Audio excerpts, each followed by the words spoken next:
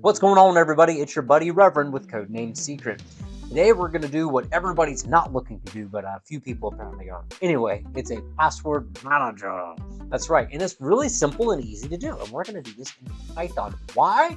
Well, because that's the programming language I know more about than some of the others. But also, it's really fun and super easy. This is going to take about 10 minutes. Let's just keep a couple of things in mind. This is going to be pretty basic. 2, it's going to be a GUI based. That means we're going to use a thing that makes it look pretty. 3, this is just a tutorial. It is not the most secure thing in the world, but it is just something fun that you can do at home. Don't blame me if it doesn't work right or if something gets compromised. This is for educational purposes only.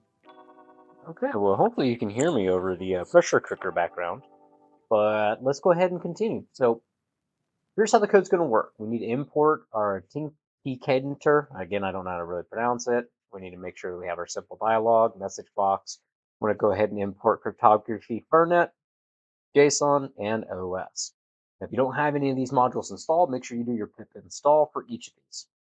For our application logic, there's a class for the password manager that we're creating. We're going to check to see the key exists, which is the secret key used for encrypting and decrypting. If it does exist, then we're going to load it. If it doesn't exist, we're going to generate it. That way it's only done one time, and we're able to just do everything that we need to do when we need to do it. The next thing that we're going to worry about here is the encrypting of messages, right? So you have to encrypt and decrypt, and that's where the Fernet key is going to again come into place. And we'll have some messages pop up if ever needed. Then we have the saving of passwords, because again, this is a password manager, username, password. We're going to have something that defines it. We'll call it a service. It says, what's the name of the service? What's your username? What's your password? Now you need a way to load that information. That's what this load password is going to be coming in for. Now, again, notice that it's encrypted. So that's why we want to make sure that we have the encryption key available. Now we want to be able to add passwords. So again, you see here, we have username and we have password. So that's what we're going to be referring to everything as. So pretty straightforward, right? Application logic. That's the logic of the application. Loads the key or generates the key. Then you add information, you encrypt it, and you decrypt it. Straightforward. Pretty simple. All right, so now we have to worry about the GUI logic. So let's go ahead and take a look at the GUI logic.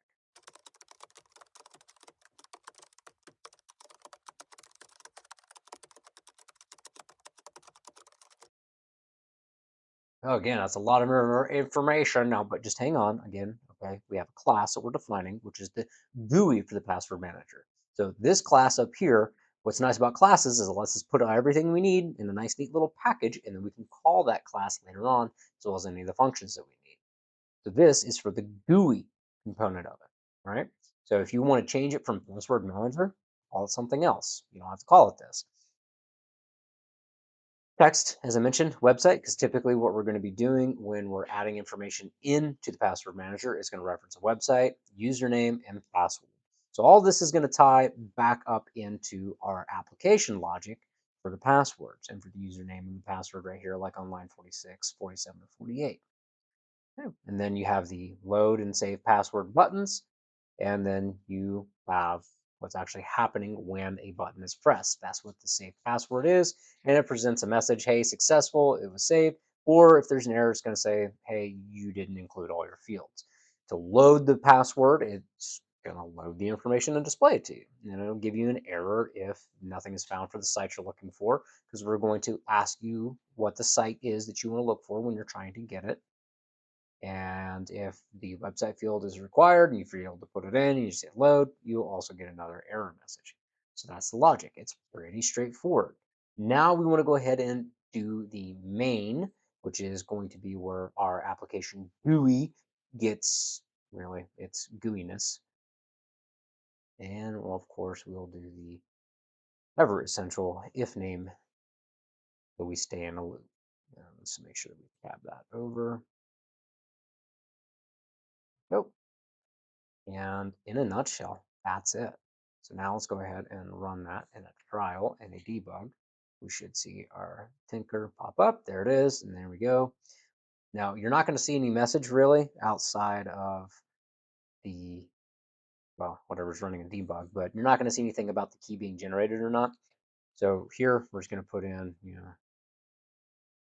tattoo, and then we'll drop down. We'll say Bill, and we'll say Ted, and we'll hit save. And boom, password is saved. Now you notice one thing it doesn't do is it doesn't clear out. So we'll have to put in some logic later on that actually lets us clear it. Now let's say that we want to load a password. Well, we called it tattoo, so we'll hit tattoo, and then we'll hit load password, and there it is. All right, wonderful. Okay, so now let's go ahead and add another one. Let's just call it tacos because I like tacos. We'll say that it's food, and we'll say it's good. Right, and we'll hit and save password, and save successfully. Again, clear it out. And let's say we want to load up tacos. Here we go, load password, and there it is. But now let's go ahead and say, let's load up tattoo again because maybe we need that. And look at that, it changes. That's it. It's that easy. It's pretty straightforward.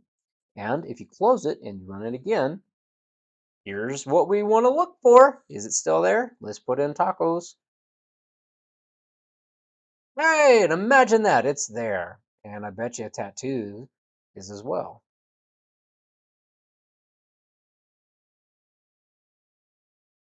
Amazing. Now let's go ahead and update the GUI logic a little bit. Now the reason I want to update this is it's going to include a reset feature, if you will. So we're going to go into the save password section of the GUI class. And we are going to add this over here. There we go. And we're going to actually have to bring that over just a little bit. Here we go. And so what we're doing here is we're adding in the website entry, password entry, and username entry. What we're going to do is we're going to clear that information out after we have done success. Now you'll notice where we have that listed is, again, after. So let's go ahead and run the code again. Let's go ahead and create a new one. So let's say it is, I don't know, YouTube. All right, so we're going to hit save. Now we're going to hit OK.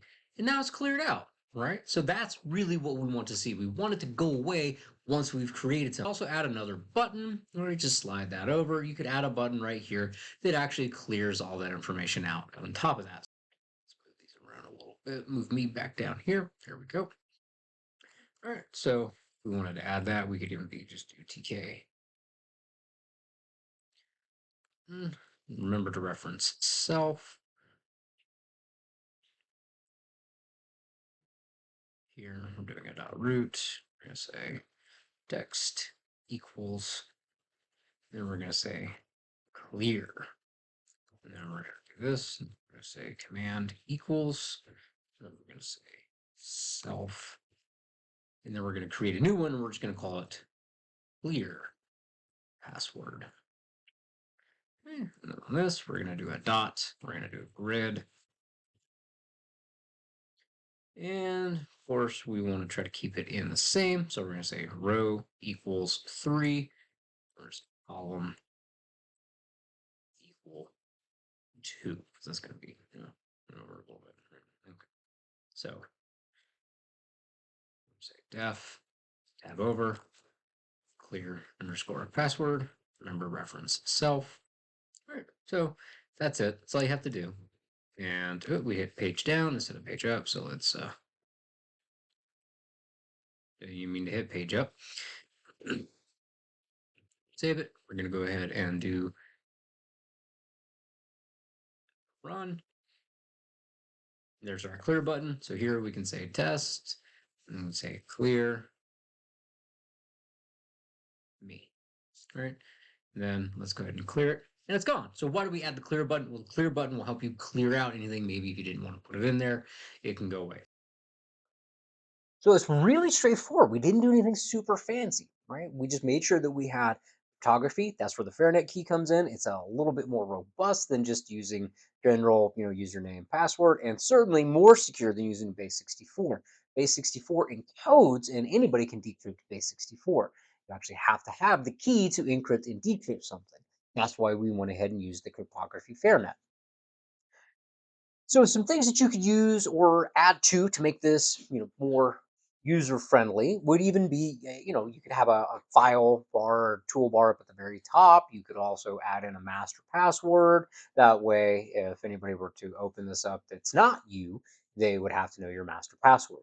So this again is just the very basic foundation of how to make a password manager inside of Python. So it's again very straightforward. There's not a lot of bells and whistles to it. You can really use any GUI framework. You don't have to use Tkinter or Tkinter. Again, I don't know how to actually pronounce it.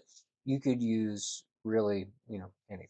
But point is, I hope you found it useful. I hope you found it easy, and hopefully you had a little bit of fun while you're writing this. So just remember, it's straightforward, to the point, not a lot of guesswork. Cheers. Thanks for watching.